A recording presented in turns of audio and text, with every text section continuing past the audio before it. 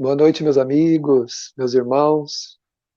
Estamos mais uma vez aqui, juntos nas nossas segundas-feiras, né?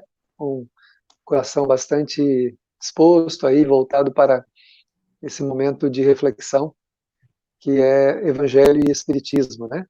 Esse momento em que nós reservamos para conversar um pouquinho a respeito do Evangelho de Jesus, à luz do Espiritismo, à luz do pensamento espírita, que nós possamos aproveitar bem esse momento, que o nosso coração se tranquilize, e nós, antes de fazermos aí a nossa prece, queremos apresentar nossos irmãos hoje que estão conosco, que é o Geraldo Campetti, que é o vice-presidente da Federação Espírita Brasileira.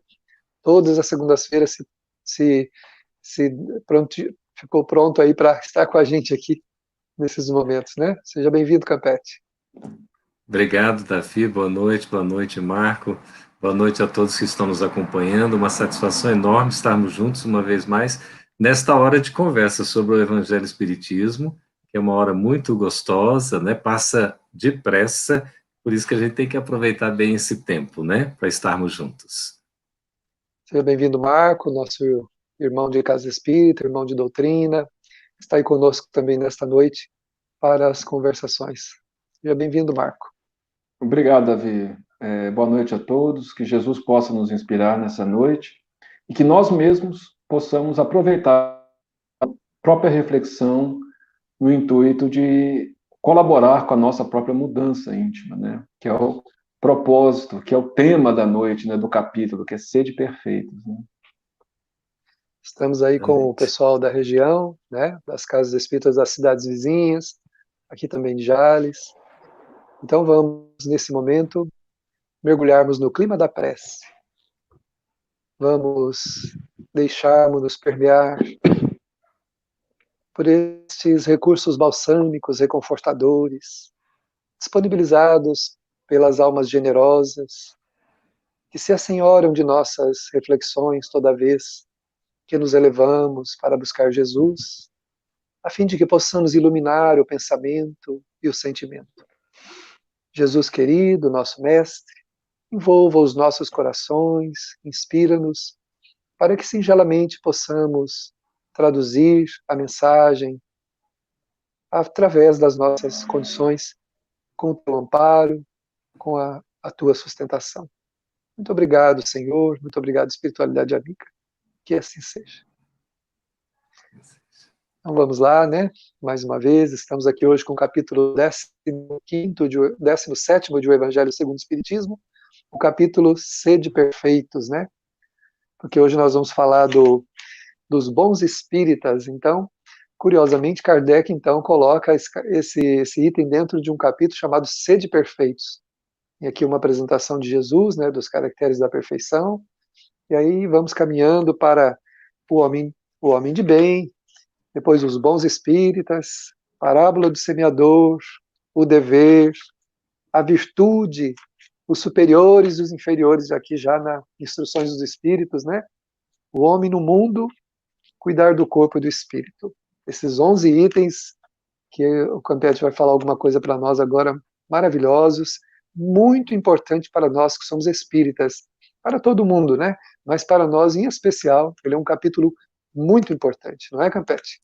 Sem dúvida, Davi, Marco, amigos queridos que nos acompanham. E assim, eu costumo fazer uma pergunta para mim mesmo: qual é o capítulo do Evangelho que eu mais gosto?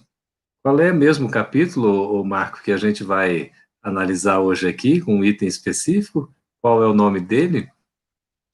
O capítulo é Sede Perfeitos, né? E o item, os bons espíritas, né? Então, aí se for dizer para mim assim, qual é o capítulo que você mais gosta, eu vou dizer que é esse aqui, é o 17º, é o 17. Mas nós já estudamos outros também, né, que todos são bons, todos são importantes, relevantes, porque o Evangelho é essa riqueza. O Evangelho tem uma expressividade, tem um conteúdo, e o nosso intuito aqui, não é, Davi, Marco, é trazer com toda a simplicidade, porque o Evangelho, ele fala ao coração. Não estamos aqui com o intuito de fazer estudos aprofundados, mesmo porque eu seria o primeiro a não ter condições de fazê-lo, né?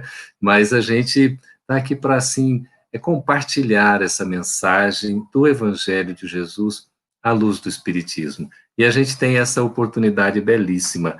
Esse capítulo são 11 itens, e nós temos uma parte inicial, que Kardec vai organizando, vai trazendo textos do Novo Testamento, e vai construindo algumas mensagens, alguns textos muito interessantes, como o homem de bem e os bons espíritas. Depois traz a parábola do semeador, para então entrar nas chamadas instruções dos espíritos, né? Aquele conjunto de mensagens, né? Foi um milheiro de mensagens que Kardec recebeu, Davi, e ele compilou uma centena, viu, Marco, para constituir geralmente a segunda parte dos capítulos, né, do Evangelho segundo o Espiritismo. São 28 capítulos, nem todos têm essas instruções dos Espíritos, mas a maioria tem. E aqui nós temos características da perfeição. Ó, logo de cara, assim, ainda bem que vocês estão aqui, viu, Davi e Mauro, o Marco, porque eu quero logo fazer uma pergunta. Toda vez que vem essa expressão, sede perfeitos como perfeito é o vosso Pai Celestial, está em Mateus 5, 44, 46, 48, né, que Kardec compila logo no início aqui. Eu confesso a você, Marco, eu fico sem entender, não consigo entender. O que será que está querendo dizer Jesus quando ele nos recomenda para a gente ser perfeito, como é perfeito o nosso Pai Celestial? Será que a gente dá conta disso? Não é demais para nós, não, o que lhe parece? Isso é uma meta, né? É como um farol para um barco, né? Que você tem que se direcionar naquele sentido, né? Com esse objetivo. O aperfeiçoamento é um processo contínuo, né? E no caso específico do Evangelho, Jesus mostrou, eu acho que um fator assim que é muito esquecido entre nós cristãos, né? Nós já desenvolvemos alguma sensibilidade para os sofredores, para aqueles que realmente têm, digamos, algum problema físico, financeiro, emocional, mas nós ainda não aprendemos, ou não começamos a aprender a amar aqueles que não são bons. E é esse o ponto que Kardec pega, né? Que Jesus fala, né? Do ser de perfeitos, né? Assim, quer dizer, ele compara com Deus, né? Que faz o sol nascer sobre bons e maus, chover sobre justos e injustos, né? Então, essa é uma figura para a gente se espelhar, e é claro, a gente não pode ser exigente a tal ponto de achar que a gente vai conseguir alcançar isso momentaneamente, mas é um processo. Mas o importante, eu li há pouco tempo, não é a velocidade, é a direção, né? Então, se a gente está nessa direção de procurar se melhorar, né? Procurar se aproximar de Deus e das suas perfeições, né? Eu acho que a gente está no caminho certo. Não sei o que vocês acham aí, o Davi, o Campete. E eu entendo também, né, que ele coloca aqui, né, que é a questão da caridade, né, mais uma vez, né, é uma meta para nós desenvolvermos as virtudes, né, que compõem a caridade. Então, quando ele fala sede perfeitos, né, ele está estabelecendo, não está dizendo assim que a gente vai se tornar perfeito nessa vida, ou nessa encarnação, ou ainda nesse mundo. Nós não sairemos da Terra perfeitos, é impossível isso. A condição evolutiva que a gente se encontra, não tem como sairmos da Terra perfeitos. Então, é um exercício, né, de virtudes que ele oferece, que são as virtudes oferecidas por Deus, começando, como o Marco falou, por amor ao inimigo, né, que é uma tarefa muito difícil de ser praticada, né, porque o nosso vício maior é o orgulho, né, e depois o egoísmo também. Então isso dificulta a gente amar aquele que nos desagrada. Então a meta é desenvolver as virtudes, né, através da prática da caridade oferecida aí. É um grande desafio mesmo, né? E o Evangelho é um roteiro para nós, né? Facilita a nossa caminhada. Eu estava aqui rememorando um livro que é Instruções de Allan Kardec ao Movimento Espírita. Esta obra ela foi organizada por Evandro Noleto no trabalho que ele estava fazendo, Marco, das traduções das obras de Kardec. Então, ele compila essa obra aqui, trazendo vários textos da própria Revista Espírita e também de obras póstumas. E tem o capítulo 23, quando ele toma lá o artigo da Revista Espírita, que está em dezembro de 1868, em que Kardec responde à instigante questão se o Espiritismo é uma religião. E aí a gente deixa a pergunta para depois estudar o capítulo. Mas tem dado momento aqui, Davi e Marco, que Kardec diz assim: a caridade é a alma do Espiritismo.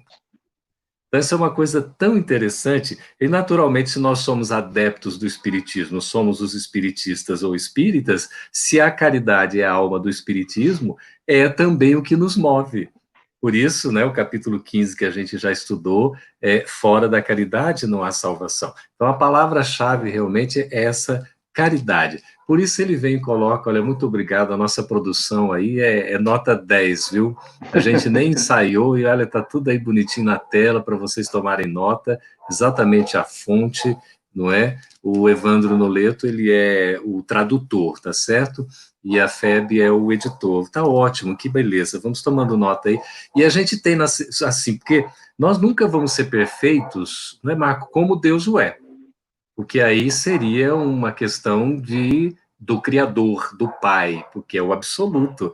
Nós não somos o absoluto, nós somos perfectíveis, e em nossa perfectibilidade nós podemos atingir a perfeição relativa a que estamos destinados, porque somos filhos de Deus, criaturas do Criador.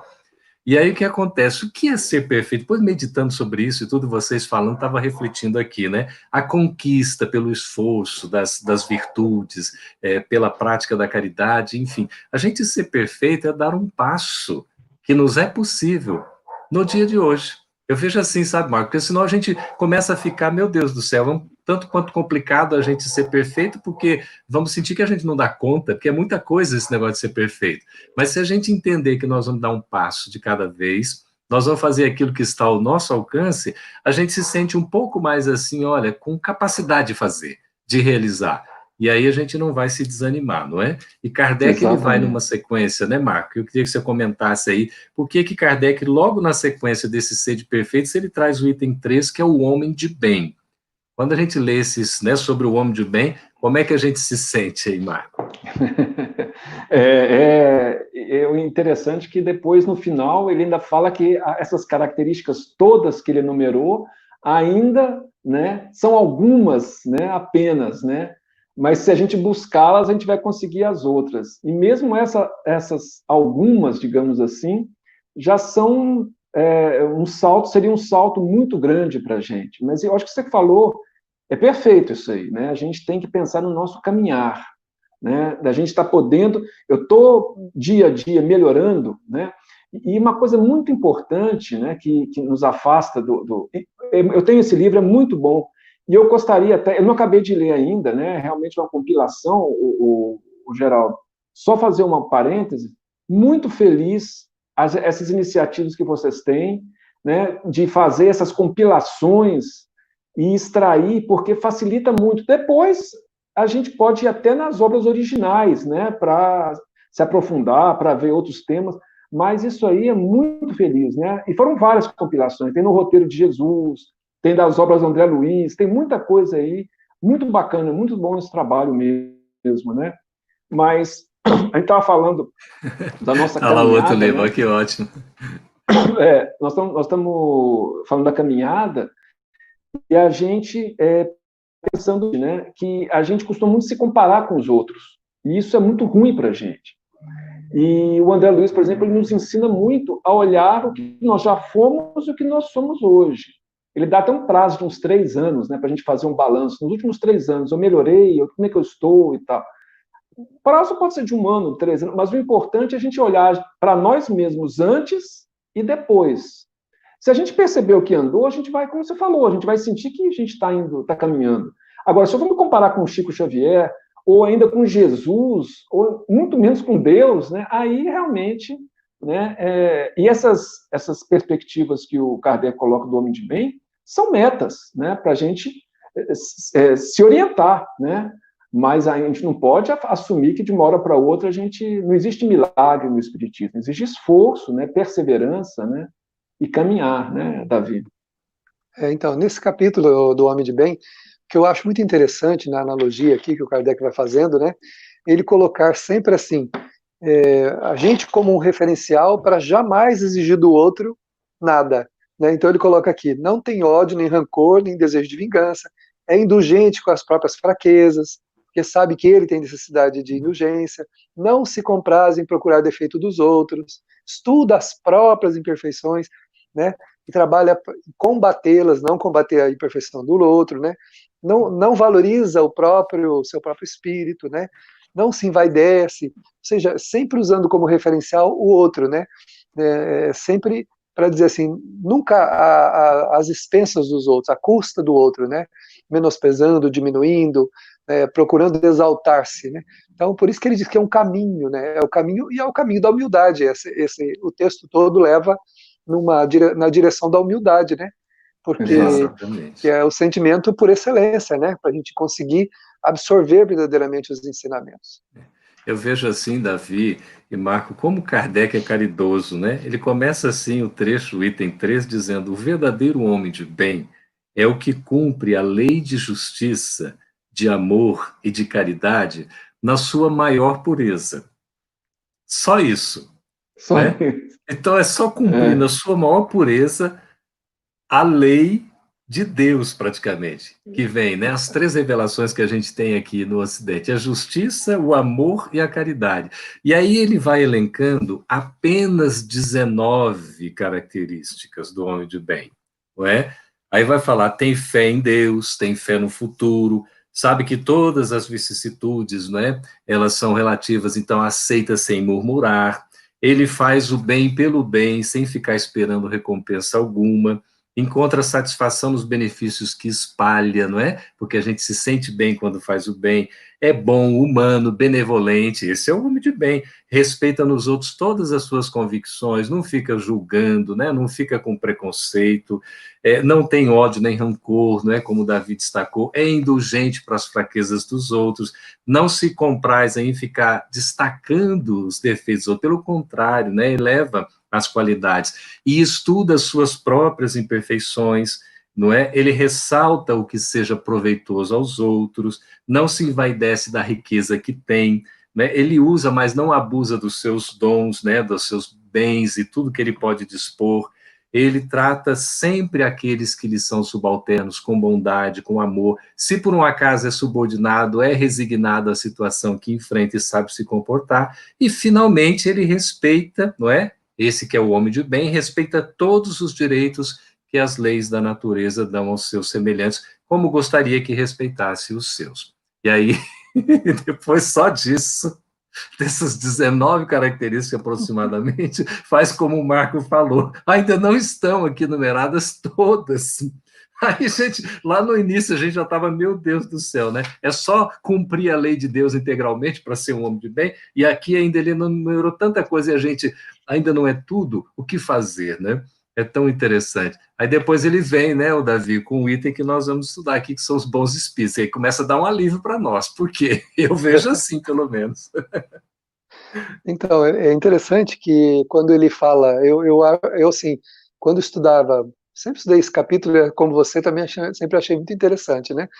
E muito apropriado, né, a nossa necessidade. Mas quando ele coloca no final que aqui não é a enumeração de todas as qualidades que distinguem o homem de bem, ele está fazendo um alerta para a gente, como espírita, não ter o mesmo pensamento da religião comum, das religiões que têm aqueles preceitos, que cumprindo aqueles preceitos está tudo certo, né? Ou seja, você cumpriu aquelas 10 obrigações religiosas, pronto, você está salvo, acabou tudo, não tem que fazer mais nada. Então ele diz, não, isso aqui é só um roteiro, está aberto ainda para outras coisas que a gente mesmo vai descobrir, né? Nós mesmos vamos percebendo na caminhada, à medida que vamos procurando praticar isso que ele falou aqui, outras coisas, né? Para não ficar aquela coisa, né? Se ele tivesse colocado aqui, está aqui enumerada todas as características do homem de bem, a gente ia achar então que fazendo isso aqui, que já é difícil, é claro, mas estaria tudo cumprido, né?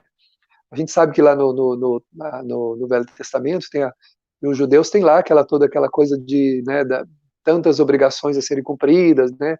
Então, a gente, né, nós respeitamos, né, todos os pensamentos, todas as ideologias, todas elas conduzem o homem às sérias, né, ao bem.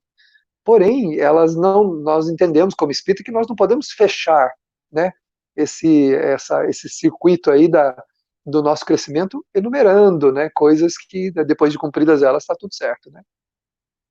E aí, como você falou, entramos aqui, então, no capítulo do Homem de Bem, que ele começa, vou só comentar o iniciozinho, já deixo a palavra aqui. Ele começa dizendo que o espiritismo bem compreendido, mas sobretudo bem sentido, conduz forçosamente aos resultados acima, que caracterizam o verdadeiro espírita como o verdadeiro cristão, que são um e a mesma coisa, né? Então, ou seja, se a gente compreendeu bem, né, a doutrina espírita, ela forçosamente leva a gente a também praticar aqueles itens apresentados ali acima. Se a gente compreendeu. Nós não compreendemos, aí é outra história, né? E você vê aqui que nas nuances, né, nas entrelinhas, Marco, às vezes passam umas coisas que a gente não... eu mesmo leio isso várias vezes e não me atenho, né? Quando eu vou reler, a gente pega um detalhe. Ele vai dizer aqui que, como verdadeiro cristão, pois que ambos são a mesma coisa, né? O verdadeiro espírita como o verdadeiro cristão, ambos são a mesma coisa. Então ele está dizendo que cristão e espírita praticamente é a mesma coisa, sobretudo no sentido do bem, não é? Então a gente vai entender aqui, pela conceituação espírita, que nós espiritistas somos cristãos, né? Todo espírita é cristão, nem todo cristão é espírita. Por isso que ele coloca aqui, começando, né, com o espírita, que caracteriza o verdadeiro espírita como caracteriza também o verdadeiro cristão, pois que ambos são a mesma coisa. Isso é muito importante para a gente fazer essa ligação do espiritismo com o evangelho de Jesus. Isso é fundamental para a nossa melhoria, para a nossa busca de um entendimento mais aprofundado do autoconhecimento, da busca dessa perfeição aqui que a gente tem condições, não é, Marcos? Você concorda com isso? Perfeito, o Campete. É interessante porque, na definição do Kardec, basicamente, o cristão é aquele que segue Jesus, né? E o espírita busca seguir, né? E Kardec foi muito feliz, porque na época dele, muitos estudiosos que estudaram os fenômenos não fizeram essa ligação com o Evangelho, né? Estiveram só na questão dos fenômenos, dos estudos, importantes, né? Mas não tiveram. Então, o Kardec teve esse grande mérito, né? De relacionar aqueles estudos sobre os fenômenos espíritas e perceber que aquilo ali era parte de algo muito maior e ligar tudo isso ao Evangelho de Jesus, né? E um detalhe, assim, também como você fala, né? Às vezes também a gente passa batido, né? E realmente a gente tem que perceber cada detalhe das frases, né? Das colocações que Kardec faz, né? Então, bem no começo, quando ele fala assim, né? Né, bem compreendido, mas, sobretudo, bem sentido, né? Então, a importância, e ele vai discorrer isso lá aqui na frente, de nós sentirmos, de tocar os nossos sentimentos, né? Essa foi uma diferença grande que Jesus fez em relação a outros que trouxeram uma mensagem até parecida com a dele, mas ele tocou os corações daquelas pessoas que passaram a segui-lo, né? E o Espiritismo, ele tem que tocar os corações, né? O bom espírito é aquele que sente-se tocado, compreende, né? Mas sente-se tocado no coração. Aquilo ali, aí a fé se torna inabalável, né? Aquilo não tem, né? Exatamente. E aí, Marco, por isso que o Espiritismo é o consolador prometido por Jesus, né? Consolador é o que consola, é o que toca de fato o coração. Coro, vem de coragem, não é? Então, o Evangelho, realmente, nós temos a coragem de sentir e de estudar e, sobretudo, de viver o Evangelho. Eu queria pegar aqui, na conclusão do Livro dos Espíritos, no item 7, tem um ponto muito interessante num parágrafo que Kardec coloca. Enquanto a gente vai pedindo a vocês aí à vontade, amigos queridos do coração, estão nos acompanhando aqui nesse bate-papo, podem fazer as suas anotações, as suas observações, se tiver alguma pergunta, né, o Marco e o Davi respondem, vocês podem fazer as perguntas que quiserem, tá bem? Então é o seguinte, aqui no item 7, olha só rememorando, Davi e Marco vão se lembrar bem disso, vocês estão nos acompanhando também. O Espiritismo se apresenta sob 3 aspectos diferentes. O fato das manifestações, então, primeiro as manifestações, os princípios de filosofia e de moral que deles decorrem e a aplicação desses princípios. Daí, então, chega Kardec. Há 3 classes, ou melhor, 3 graus de adeptos do Espiritismo. Então, o primeiro são os que creem apenas nas manifestações e se limitam a constatá-las. Para esses, o Espiritismo é uma mera ciência experimental. Só acreditam na fenomenologia, nas manifestações. O primeiro momento, né, do espiritismo foi através dessas manifestações espiríticas, dos fenômenos, das mesas girantes, das mesas dançantes, enfim, desses fenômenos de efeitos físicos. Os segundos são os que compreendem as suas consequências morais.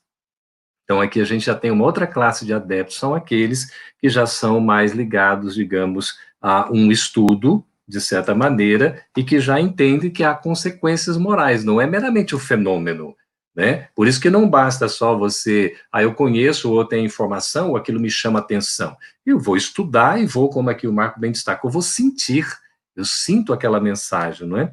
E o terceiro nível de adeptos seriam os que praticam ou se esforçam por praticar essa moral. Então, aí a gente vê qual é o verdadeiro espírita de fato, né? Como está colocando aqui, os bons espíritas, quais são? São aqueles que não se limitam, não é aí, Davi, a um mero conhecimento ou uma mera informação, e também vai além do sentir. E tem que envolver uma coisa crucial, que é o que seria isso? Vocês estão pensando, acompanhando aí? Para nós sermos verdadeiramente espíritas, além da gente ter a informação de conhecer ou de ter chamado a atenção pelo fenômeno e tudo mais, da gente até estudar, refletir sobre aquilo, é importante sentir, reconhece a sua consequência moral. Agora, o que é o crucial exatamente para ser o verdadeiro espírita? Fez a provocação para o público aí? Estou provocando o público. Vamos A ver. resposta está lá no finalzinho desse item aqui, né, Davi? Vai aí conosco, por favor. Até ser tocado no coração, o Gabriel está falando aí, é importante a ação em um primeiro impulso por pura consciência. Ô, meu amigo, se a gente já tiver, assim, um impulso inicial, já partir para uma ação que seja boa, excelente, não é? Aí a gente vai ser tocado no coração depois, pela própria prática, né? Normalmente a gente passa por isso, de você estudar, de conhecer, aí você sentir, internaliza aquilo, aí você vai vivenciar aquela lição.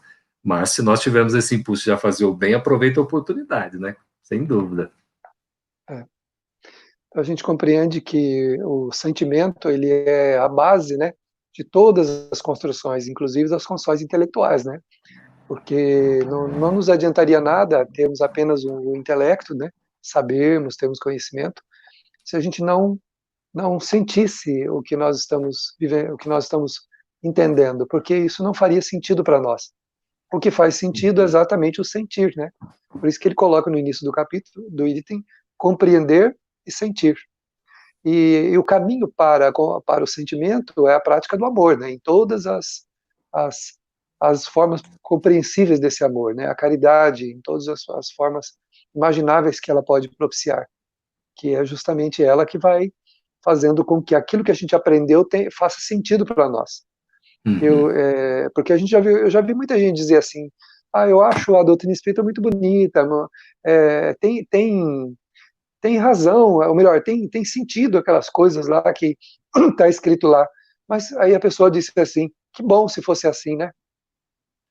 Como assim? Não, mas é muito bonito, é muito lógico, tudo aquele ensinamento é lógico, é muito lógico, mas que bom que se fosse assim. Como que bom se fosse assim? Enquanto a pessoa não se predispor a praticar a caridade, para expandir o amor e sentir, aquilo que ela apenas depositou aqui não faz sentido nenhum. Né? É lógico, mas não faz sentido, porque ela não está percebendo com a alma. Né? Olha só que coisa boa que Nailza está falando. Marco, lê para nós aí, você está acompanhando ali? Libera o som, por favor, Marco. Você está Liga o com o teu som microfone. fechado. Não, eu tô no celular para reconhecer seus erros, ser humilde e continuar trabalhando, estudando apesar das nossas dificuldades, porque afinal somos os mordomos infiéis. Nailza. É isso mesmo. Os mordomos infiéis. Agora a gente está convidado a ser fiel, não é? A fidelidade é exatamente o cumprimento da lei divina, que é esse amor, né, que Davi estava se referindo, o amor a Deus, o amor ao próximo, o amor a nós mesmos, não é? É um desafio muito grande. Aqui nesse trecho, Kardec ele é muito didático. A gente tem comentado que os itens eles são encadeados, eles têm uma sequência lógica, racional, didaticamente para facilitar o nosso entendimento. Então, vê que ele vai num crescendo. Primeiro ele coloca o texto, né, digamos assim, numa visão mais abrangente, que é exatamente esses caracteres da perfeição, que está lá em Mateus e tudo, né? Sede perfeitos. Depois ele traz o homem de bem, elencando muitas características e dizendo que ainda não é tudo, né? Como bem destacou o Davi. E aí ele entra no conceito do verdadeiro espírita, do bom espírita. E ao final da mensagem, que depois a gente pode ler com calma e tudo, mas aqui a gente vai fazendo alguns destaques, ele diz assim, né, Marco? Eu gostaria que você comentasse, por favor, e à medida que nós fomos lendo e o Marco comentando, se vocês que estão nos acompanhando quiserem registrar uma palavra que seja, que vai traduzir o entendimento que se tem do que é o verdadeiro espírita, vocês podem anotar e colocar aí, por favor, que a gente vai compartilhando a participação de cada um, porque isso é muito interessante. O verdadeiro espírita significa exatamente o quê, não é? A Claudimar já está registrando aí, praticar verdadeiramente, de todas as formas, o estudo, entendimento e vivenciar, não é? Exatamente. Esse é o desafio que a gente tem. Não é só a teoria, mas é a vivência. Então, coloca aqui, assim, Marco, que aquela frase que nós todos conhecemos, ela vem sendo dita desde quando a gente pisou, provavelmente, a primeira vez no Centro Espírita, não é? Desde que a gente foi formado aí nas escolas de evangelização, e a gente continua com essa frase sendo atualíssima. Reconhece-se o verdadeiro espírita pela sua transformação moral e pelos esforços que emprega para domar as suas más inclinações. Coloque aí, por favor, escreva para nós o que você entende por isso, que seja numa palavra ou numa frase curta, exatamente essa expressão que aqui no texto Kardec até sublinha, não é? Ele destaca em itálico, não é isso, Marco? O que você teria para comentar para nós aqui? Esse item, né, e essa frase, eu acho que realmente resume basicamente a nossa visão do que é espiritismo, né? Chico Xavier chegou a comentar certa vez que aquele que não se preocupa com a sua renovação íntima não compreendeu a essência do espiritismo. Porque muitas vezes nós temos o espiritismo como uma necessidade de fazer algo, das comunicações, ou de alguma dessa ou daquela atividade, mas o foco deve ser a transformação moral, né? Para aquele que realmente... O mais interessante é quando ele comenta logo depois dessa frase, né, que realmente é a frase que se destaca, que a gente ouve tantas vezes, né, ele fala o seguinte, né, enquanto um se contenta com seu horizonte limitado, outro que apreende alguma coisa de melhor se esforça por desligar-se dele e sempre consegue se tem firme à vontade. Então, o ponto aqui é aquele, para a gente empreender essa transformação moral, para a gente combater, né, pelos esforços que empregar para domar nossas más inclinações, nós temos que compreender que tudo isso é extremamente benéfico para a gente, né? A gente, quando, por exemplo, se eu sou impaciente, né, isso já, por si só, é uma causa de sofrimento. Se eu sou ansioso, se eu não tenho fé, por exemplo, ou se eu sou invejoso, né, ou se eu sou ciumento, né? Então, se eu não domar essas más inclinações, se eu não propuser a minha transformação moral, eu serei o primeiro a sofrer as consequências. Quando eu começo a perceber isso, como o Kardec diz, aí sim eu começo a me esforçar. Quer dizer, não é algo que vai ser imposto de fora para dentro, é uma necessidade que todos nós acabamos, mais cedo ou mais tarde, sentindo de dentro para fora, né? Eu preciso mudar, não dá mais para ser do jeito que eu sou, né, Capete? Desafio grande, né, Davi? Você, antes da gente entrar aqui ao vivo, Davi, e a gente vai coletar as informações dos nossos amigos que estão escrevendo, já tivemos umas 5 ou 6 participações, podem continuar que a gente vai aproveitar cada uma delas, por favor, nossa produção já está catalogando aí, depois vai colocar para a gente poder ler cada uma delas rapidamente. Davi, você estava falando antes da gente entrar ao ar aqui, sobre aquela questão do espírita, que às vezes fica assim, se é espírita ou não é? Como é que é essa história que você estava contando para a gente? Pois é.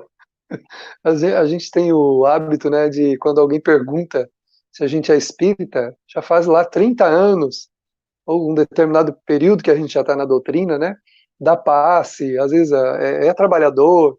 Ah, eu tô, assim, um dia vou ser, né, ainda não me considero um verdadeiro, mas é claro que eu sou espírita, mas a gente só pode ser qualificado de duas formas, ou a gente é um bom espírita, ou como Kardec generosamente coloca aqui, como o espírita imperfeito. Então, se eu quero responder, eu tenho que responder então. Eu sou ainda um espírito imperfeito. Porque se eu acredito na imortalidade da alma, a comunicabilidade dos espíritos, e todos aqueles preceitos, né, que nós compreendemos que a doutrina tem, então, ora, eu sou espírita, eu posso ser um bom ou um espírito imperfeito, mas sou, né? E é curioso aqui, respondendo, continuando a resposta da sua colocação, Capete, que ele fala assim que aquele que pode ser qualificado, né, como verdadeiro espírita está num grau superior de adiantamento moral. Ele não diz que é perfeito. Ele diz que essa pessoa, por ter se esforçado, né, ele se elevou. Né? E é isso que acontece conosco. Quando a gente começa a se esforçar, quando a gente começa a trabalhar para o que o Marco falou, de domar as más tendências, mudar o rumo daquilo que a gente faz da nossa vida, a gente se eleva e começa a ter outras preferências, começa a ter outros pensamentos, outros sentimentos, né? E aí, naturalmente, a gente começa, então, a nos aproximarmos do que é o ideal, né? Daquilo que é realmente o que Jesus propôs a cada um de nós na Terra. E só retomando um ganchinho lá atrás, né, do espírita ser cristão, eu me recordo de uma frase do Chico, né, que ele disse, se Jesus não estivesse no espiritismo, eu também não estaria. Ou seja, o Chico também não seria espírita, ele falou isso, né? Ele não seria espírita se no espiritismo não tivesse Jesus, né? Então, quando a gente fala espírita cristão, a gente redunda, né? Porque o espírita é cristão, né? Não tem tanto que no prefácio de O Livro dos Espíritos, Allan Kardec diz lá, né, que os adeptos da nova doutrina serão chamados espíritas ou espiritistas. Ele não coloca lá espírita cristão, né? Porque é a mesma coisa, né? Não tem como a gente dissociar o Evangelho, dissociar Jesus, né, da doutrina. Exatamente. Às vezes se coloca por uma clareza e tudo, né? Mas a gente tem que tomar cuidado com essas adjetivações mesmo. A mesma coisa de dizer, né? Até o espírita cristão você está vinculando uma clareza ao Evangelho. A dizer, eu sou espírita kardecista, né? Então, mas aí você tem que tomar cuidado, porque o espírita, ele necessariamente é aquele que vai estudar as obras que foram codificadas por Allan Kardec, vai sentir esses ensinos que são revelados pelos espíritos superiores e vai fazer todo o esforço para colocá-los em prática, né, na vivência cotidiana, no dia a dia. Esse é o espírita. Então, o espírita não precisa dizer que é kardecista, e também nem precisa dizer que é progressista, porque o espírita, ele já tem na sua essência a busca do progresso, né? Então, o espiritismo, já na sua revelação, é exatamente progressista. Está lá no primeiro capítulo, a Gênesis coloca com clareza a Gênesis, né, da revelação, que é da verdade, e tem esse caráter de ser progressista, porque não disse tudo, né? E vai aos poucos mostrando essa verdade para a gente poder compreendê-la. Então, são conceitos assim importantes, e a gente vê aqui que reconhece-se o verdadeiro espírita. Vê, ele é reconhecido. O espírita, ele não é assim, né? Ele não está assim, digamos, colocou aqui na testa, eu sou espírita, viu? Como se fosse uma legenda, um rótulo. Não é nada disso. Inclusive, no futuro, nós não vamos ter rótulos, né? Nós vamos ser pessoas fraternas, solidárias, e haverá essa religiosidade, essa espiritualidade, independentemente, né, da forma pela qual a gente acredite. Então, não vai haver separação, não vai haver dogmatismo, não vai haver hierarquia. Nós seremos aqueles seres que vamos manifestar naturalmente a presença de Deus que está dentro de nós nas ações que a gente vai empreender. Então, reconhece-se o verdadeiro espírita. O verdadeiro espírita, ele é reconhecido. Ele não faz propaganda de si mesmo, ele não é marqueteiro, ele não é uma estrela, né? Ele não é um indivíduo que fica querendo fazer lives para aparecer, essas coisas todas, não existe, porque esse não é o caminho que o espiritismo aponta. Por isso que o evangelho é simplicidade. E a gente tem que buscar o amor dessa simplicidade, porque é o que está no Evangelho. E ele é reconhecido, então, o quê? Pela sua transformação moral. Essa é uma expressão muito valiosa. Transformação moral. Quer dizer, ninguém se transforma para o mal. Não é? A gente não está entendendo que uma transformação para piorar. A transformação aqui no sentido de uma melhora, né? De uma evolução, de um progresso. Então, a nossa transformação, a nossa melhoria moral, para dizer, Marco, que uma civilização é reconhecida realmente como civilização, uma sociedade, como está lá no Livro dos Espíritos, é reconhecido como verdadeiramente civilizada, se tiver o desenvolvimento moral, porque a moral nos traz o quê? A regra do bem proceder, que é o caminho que nos leva a Deus. Toda vez que nós estamos em direção ao bem, nós estamos nos aproximando de Deus. Quando estamos no caminho oposto, que é o do mal, a gente está se afastando do Pai. Então, essa transformação moral é para a melhoria. E é o que está aí no Prolegômenos, uma espécie de prefácio lá do Livro dos Espíritos, assinado por tantos espíritos, né, que são os autores desta obra maravilhosa, para dizer que o intuito, a finalidade do Espiritismo é exatamente promover a regeneração social da humanidade. E isso se inicia pela renovação íntima, pela reforma íntima, pela transformação moral de cada um de nós.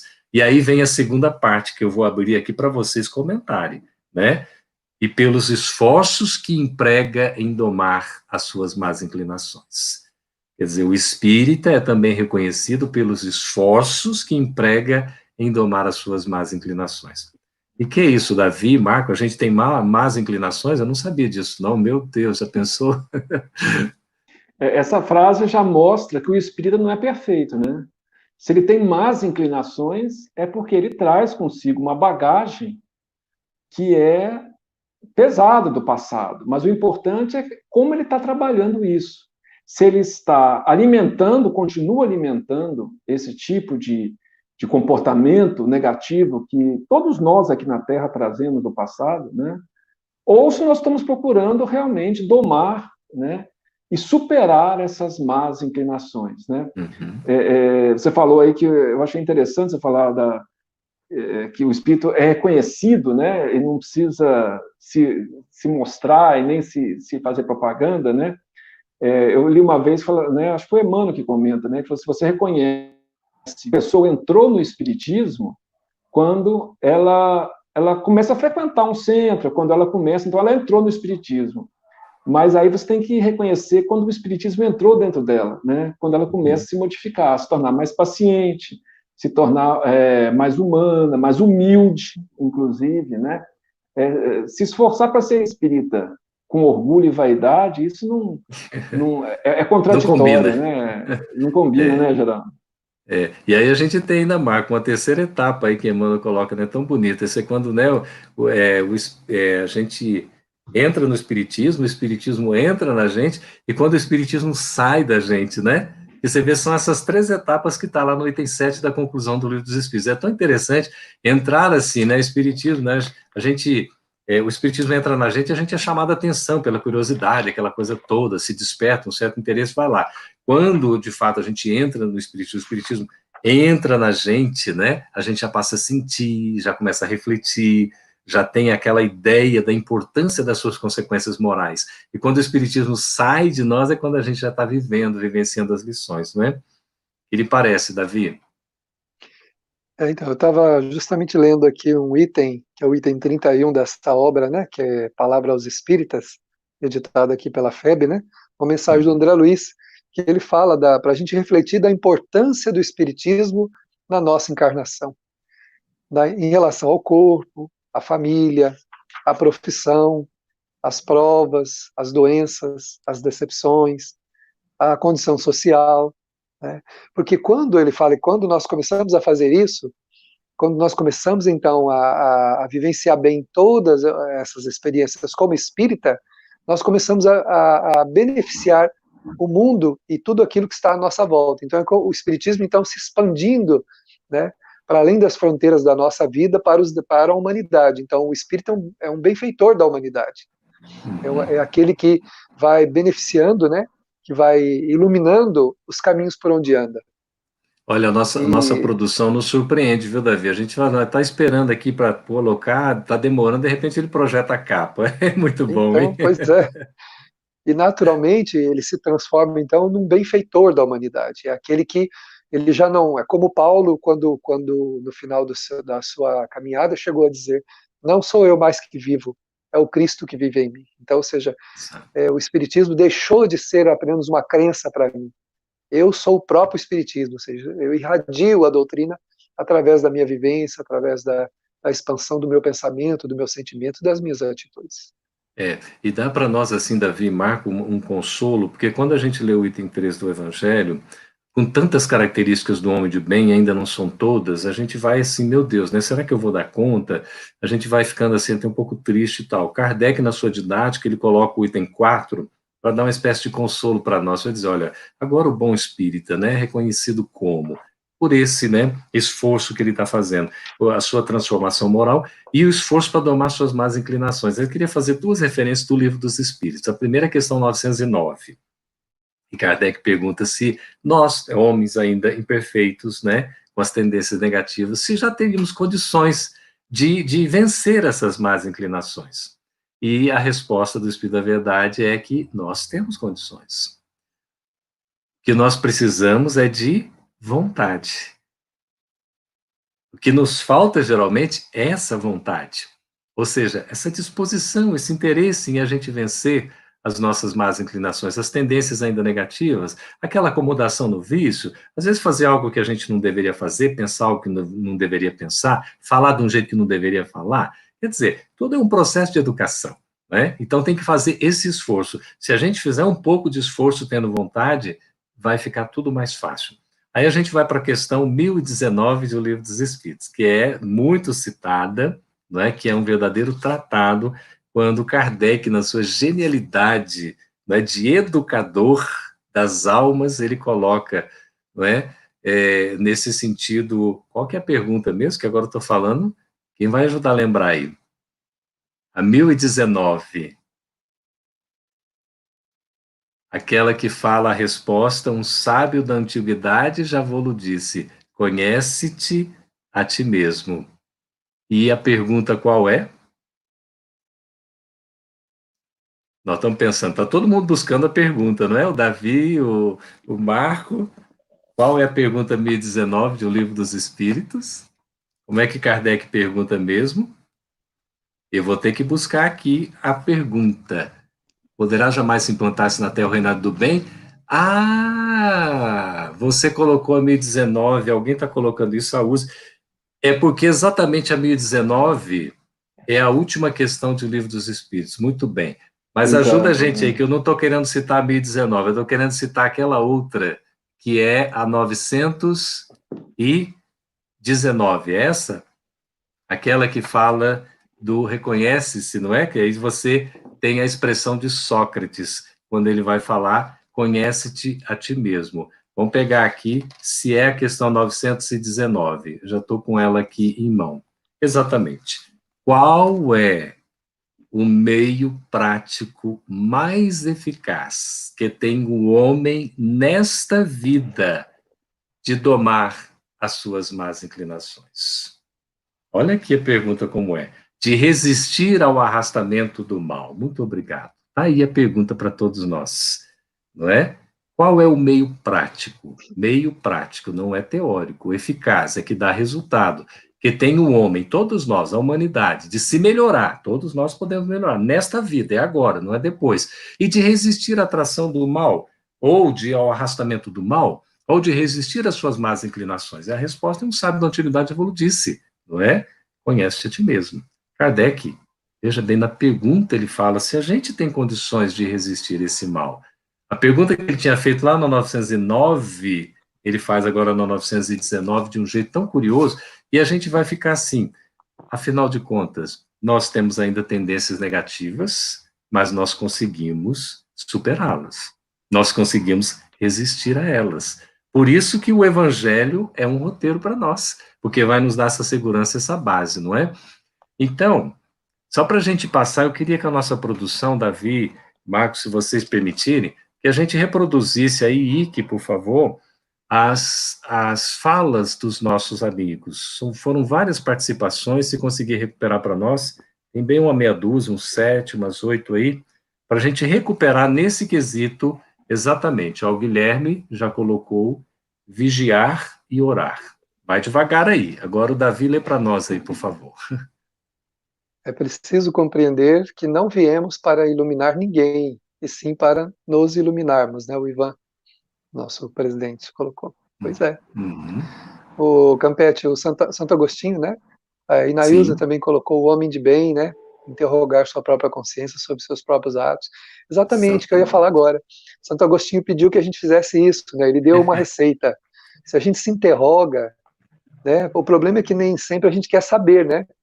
A gente precisa querer Isso. saber. Então, eu preciso querer saber. Então, É, a partir do momento que eu tomo a decisão de querer ser uma pessoa melhor, eu começo, então, a fazer isso. perguntas a mim mesmo. E ele coloca lá, não ter mais multiplicar essas perguntas, né? Pode perguntar à Exatamente. vontade, né? O que há É, de errado? Eu fiz bem? Eu pensei direito? Agi de que maneira? Aí a gente vai tomando ciência de quem a gente é. Mas, como exatamente. você colocou Essa lá antes, autoavaliação, né, Davi? A autoavaliação falta aí que a Ana vontade, Maria né, está para isso. falando. É. É isso mesmo. Hum, E a gente tem que ter muita coragem. Foi colocado aqui, alguém colocou É, a gente, nessa autoavaliação, a gente tem que ver não somente os nossos atos, mas o porquê que nós agimos assim, né? uhum. E nós não temos que ter vergonha, a gente tem que entender que a Terra é um grande hospital, nós todos aqui estamos em tratamento, né? Se a gente não É, tivesse mazelas, nós não estaríamos aqui. Então, é muito útil a gente descobrir quais são as principais, ou pelo menos aquelas que a gente consegue enxergar de imediato, né? Então, por exemplo, se eu é, tenho ciúme, o que eu tenho? Eu admitir que eu tenho ciúme, né? Se eu não admitir, eu não vou mudar, né? Se eu for uma pessoa, por exemplo, nervosa, uma pessoa maledicente, né? é, Eu gosto de falar mal dos outros, eu adoro falar de fofoca, eu tenho que admitir isso para começar a trabalhar em cima disso, eu não quero mais, né? Então, às vezes, o nosso orgulho impede, a gente faz um comentário, não estou falando mal de ninguém, eu estou só comentando, eu estou só, né, aquela coisa, isso não é verdade, a gente tem que é, ter, por isso que é fundamental, talvez, a primeira virtude dessa trabalho é a humildade, né? sim, Eu tenho que é, admitir que eu sou imperfeito, que eu tenho meus problemas, e aí sim, a partir dali, porque senão eu vou sempre disfarçar, não, isso aí não é vaidade da minha parte, eu sou não, é vaidade sim, eu tenho vontade. Quer dizer, e aí a gente começar a trabalhar isso aos é, poucos, sabendo que é lento, que é difícil, né? Você não uhum. muda um ato de 1000 anos em um dia, né? Exatamente. E a gente vai se transformando aí gradativamente para transformar a humanidade. É que está lá no prolegômeno do Livro dos Exatamente, Espíritos, né? Essa regeneração social exatamente. da humanidade começa pela reforma íntima de cada um. E o Evangelho, como colocou a Luziane citando aí Humberto de Campos, em Pontos e Contos, não é um livro para ficar, né, como num museu, num mausoléu, aquela coisa toda, ou numa estante, né, numa biblioteca parado ali, né, para ser, olha ali que ela disse, né? É para nós, Davi, por favor, aí. o Evangelho de Nosso Senhor Jesus Cristo não é livro para os museus, mas roteiro palpitante da vida, né? Livro Pontos e É. Contos, de Humberto de Campos. Exatamente. Com Pois é, todo o Humberto de respeito aos Campos, museus, né? né, que os museus são uma maravilha, o resgate da história, o dinamismo Pois todo, né, é, mas ele está querendo dizer nesse sentido da vivência, né, da vida prática. Não ter lá só exatamente. bonitinho, né, às vezes decorando, e a gente não lê, não estuda, não aprofunda, não sente, muito menos vive. Aí não tem sentido, né? é compreender Esse isso que o destaque, Marco acabou de falar, da gente não, ao identificar o que a gente tem que mudar, não se sentir inferiorizado, né? Sim, Sentir imperfeito, mas não inferior. Nós não somos inferior a ninguém. Somos sim, imperfeitos, né? Perfectíveis, exato, imperfeitos, né? Não exato. inferior, porque senão a E a gente vai caminho, partir né? senão nós vamos partir para aquela autodepreciação, né? E Isso, caímos da baixa autoestima, e aí pode gerar um problema exato, exato, pior do que, né? exato. exatamente. Ô, Então Marco, temos nós que tivemos uma admitir que a participação. gente pode. Exatamente. Nós tivemos uma participação aqui de uma amiga, né, que está nos acompanhando aí, querida do coração, ela colocou exatamente nesse sentido, da gente poder ter também um pouquinho de paciência, de tolerância, não é? Da gente não se exigir, não exigir além do que a gente pode dar. Porque se nós criamos uma expectativa muito, assim, grande, a gente tende a se decepcionar. Por isso que a gente Uhum. tem que saber dimensionar, né, o que o Marco estava falando também, a gente não vai ficar fazendo exigências descabidas.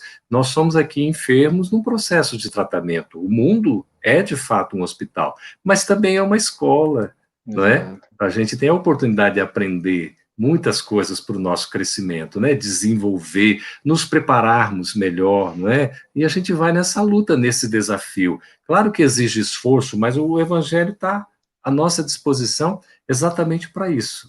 né, para a gente poder imergir nas suas letras para retirar, como faz o Espiritismo, o espírito. Tira da letra que mata o espírito que vivifica, né? Tira da palavra o seu sentido e tira do texto o contexto para a nossa vivência. Por isso é que dá sentido à vida. O evangelho tem que estar no cotidiano das nossas vidas, senão não tem razão de ser, não é? E nós estamos caminhando gradativamente, não é assim? Aos poucos. Exato, exatamente. Você fez um comentário ali, né, que o Espiritismo, ele propõe a renovação social, mas a renovação social partindo de nós mesmos, da nossa própria renovação. Como é que a gente pode esperar um mundo melhor se nós ainda não somos melhores, né? A gente tem uma expectativa, muita gente tem uma expectativa meio fantástica, que alguém vai vir, então, não. Né? Jesus conta com a nossa renovação para renovar o mundo, né? Então, o melhor trabalho que a gente pode fazer, como você colocou muito bem, né? A gente interiorizar e a gente exteriorizar depois, em termos de ações, de atitudes, de sentimentos, essa mensagem, né? É aquela história do evangelho vivo, né? Da carta viva de Jesus, né?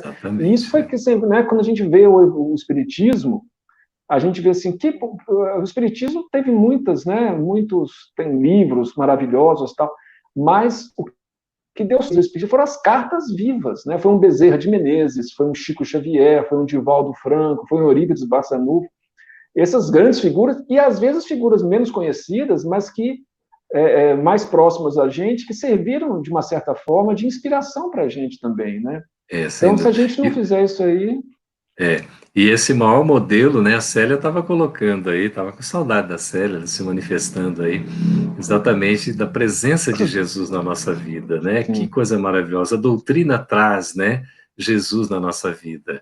Doutrina abençoada que nos apresenta Jesus de modo tão libertador. De fato, Jesus nos liberta, o Espiritismo nos esclarece, não é? Conhecereis a verdade vos libertará. Então, nós devemos gratidão, sim, a Allan Kardec, esse codificador, né, esse nosso mestre. Realmente é uma coisa muito boa. Gente, nós já estamos encaminhando para o fechamento, temos só 3 minutinhos. Então, só para recordar aqui na sequência, nós temos a parábola do semeador nesse capítulo. Eis que o semeador saiu a semear, uma coisa linda. E depois vem as instruções dos espíritos, que Davi estava falando. Olha as autoridades que escrevem, né? Primeiro a mensagem sobre o dever, que a gente tem aí Lázaro assinando. Depois a virtude, olha a sequência lógica que Kardec traz, né? Que é de François Nicolas Madeleine. E depois os superiores e os inferiores, uma outra mensagem também de Madeleine, e tem o homem no mundo, para poder trazer essa belíssima, que é um espírito protetor em Bordeaux, e fechar com cuidar do corpo e do espírito, que é Georges, espírito protetor. É muito bonito, muito rico esse capítulo, Sede Perfeitos, merece a leitura detida com carinho, com um olhar assim da gente se colocar como um aprendiz, porque o Evangelho está sempre nos ensinando coisas boas. Não é, Davi? Já vai dando saudade logo, não é? Já estamos aí com saudade, né? Para fechar o meu pensamento, aquilo que eu estava pensando aqui agora há pouco, que a gente precisa ter um olhar mais otimista, né, em relação à humanidade e em relação a nós mesmos, né? Me lembro de uma frase de Maria Dolores que ela nos disse certa feita que Deus não vê as pessoas como nós vemos, mas também não nos vê como nós nos vemos.